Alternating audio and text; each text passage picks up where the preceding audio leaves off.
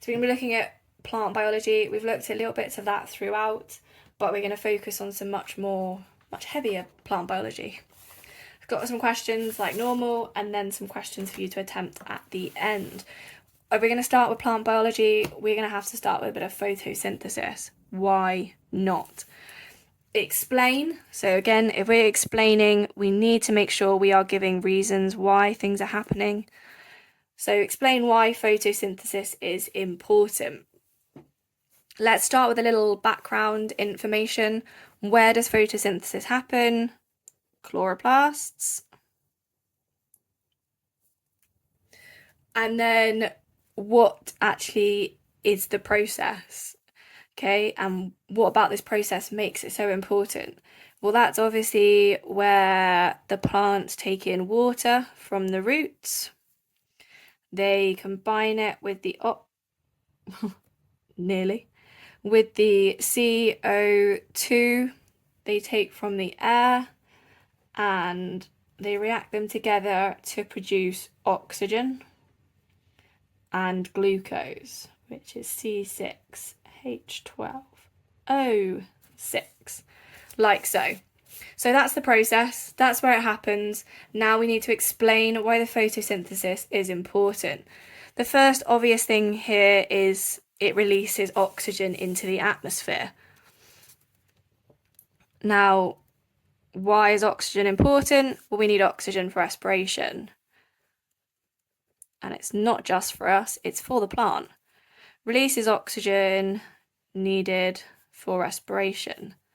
The plant's a living thing, it also respires as well as us.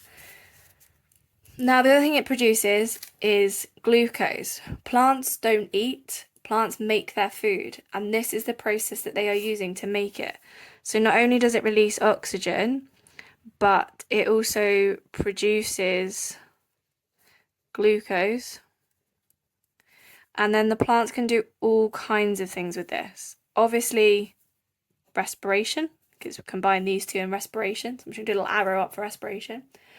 But it can also, if it produces glucose, we need glucose for starch, cellulose, and all of those things. You know, cellulose builds plant walls. Starch is how we store. Okay, but this is the food for the plant, which is important. But you'll notice that so going straight for food for plant, I've tried to speak about how it's used. So it's, stored as starch, which is really important. That's how we get our potatoes. It's used to make cellulose, which is used to make plant walls. Without any of this, the plant cannot survive. So that is why photosynthesis is important. Top reason being the most obvious that everyone always goes for, and then the bottom, people kind of forgetting that the plants need this for lots of different things within. Next one comes down, in fact the next two, are about the processes that happen within the plant. So we've got transpiration and translocation. Now they involve two important plant organs. Transpiration is going to be the xylem, and translocation is the phloem. Now, transpiration is all about the movement of water. So we're moving water. And where does water start? Well, it starts all the way down in the roots and is absorbed that way, isn't it? And what do we need the water for? Well, we need it for photosynthesis. Photosynthesis happens in the chloroplasts, and the chloroplasts are in the leaves. So we need to get it from the roots up to the leaves. So it's an up process. So we move water through the xylem up into the leaf. I don't know why I'm doing single, but we can do a single leaf. So xylem up into the leaf. That's really important. Now, it's all well and good. It gets up and it can be used in photosynthesis, but it's not always used in photosynthesis. The water can then evaporate out of the leaf and there are some holes in the leaf that allow it to do that. And those holes are the stomata. So if they are open, then water can obviously diffuse back into the atmosphere. So movement of water through the xylem up into the leaf, water can then evaporate out the stomata. Now, stomata, that is only if they are open. Now, obviously, the plant needs the water, so they're not going to keep them open all the time. Sometimes they're going to want to close them. Perhaps it's too warm and we're going to have too much water evaporating out. So to close them, either side of the stomata, they've got these guard cells, and it is their job to open and close them. So that's the process of transpiration. You need to be using this word xylem. You need to know that it only goes up because you're going from the roots where we absorb it up into the leaves where we use it in photosynthesis. And then you also need to understand that it can evaporate out the stomata. All of that is needed to be able to afford marks. Evaporate and stomata, again, being very important. Translocation, a little bit easier, and we have spoken about already. So this time we're not moving water, we are moving sugars through the phloem this time, not the xylem. And this time we're not just going up. The sugars are obviously made in the leaves and they can stay there, they can go up into other leaves, or they can come down and the glucose can be combined together to make starch to be stored. So we can go both up and down the plant, moving sugars through the phloem, up and down the plant.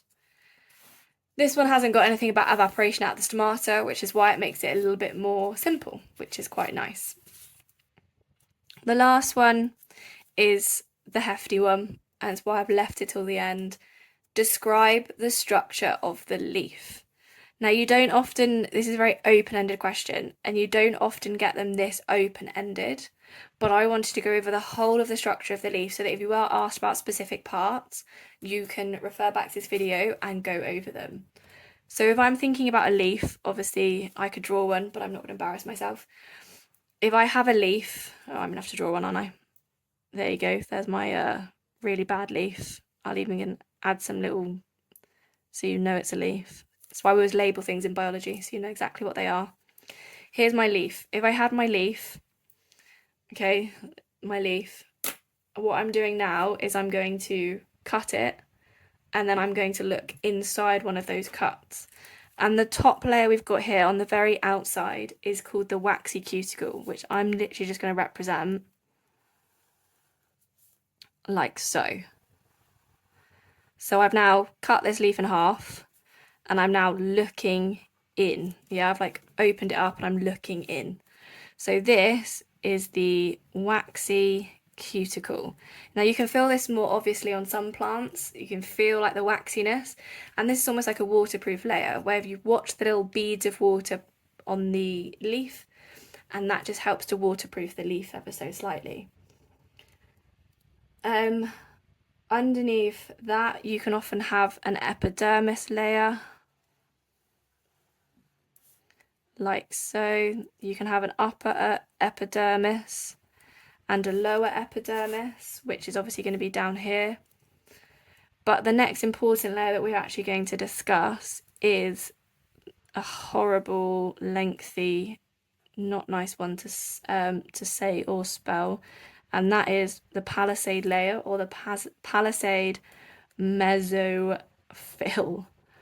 I like to call it the palisade layer, but palisade mesophyll is how you might see it in the exams. You need to get used to seeing these words so you don't get put off by them. Now, this layer is super important, where this one was helping with sort of waterproof. The epidermis is a clear layer, and that obviously enables the sunlight to come down. So I'll just put in brackets there. Sunlight. And obviously, what do we need sunlight for? We need sunlight for photosynthesis. And to do photosynthesis, we need chloroplasts. So we have lots of those bog standard plant cells with lots of chloroplasts in them in this layer so that we can do lots of photosynthesis. So I'm going to put here lots of chloroplasts for, I'm going to put for P, which doesn't mean plant, it means photosynthesis. And you should know that because chloroplasts, photosynthesis, got to be constantly making that link.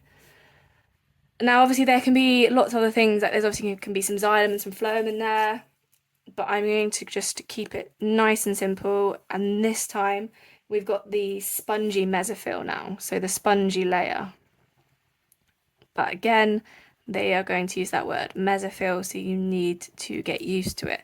Now, this is basically, you've got some cells in there, but mainly it's got lots of air sacs. I don't know why I've drawn it so big because I've clearly only filled in one side.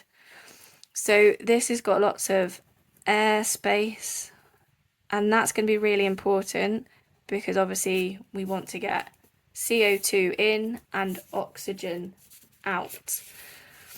So it allows the gas exchange, a bit like the alveoli, like so. And then underneath there, we can have then the lovely stomata that I'm going to have fun trying to draw. So they often draw them sort of like that. Oh, I've done a very bad job there. See if we can do a better one. I'm going to start it as a circle. Okay, yeah, that's kind of better. Let's get rid of that one. So what we've got here then is we've got guard cells either side. Now this is a common question, and they open and close the stomata, like we said, which is important for that evaporation. Sometimes we want water to leave, sometimes we don't. And then these are the stomata, which are the holes. They're tiny little holes, or more accurately, pores, and they allow the CO2 in and the O2 out. So that lovely exchange of gases in and out.